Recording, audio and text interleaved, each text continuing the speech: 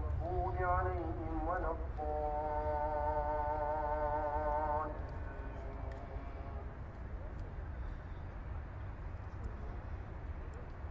لقد سمع الله قول الذين قالوا إن الله فقير ونحن أغنياء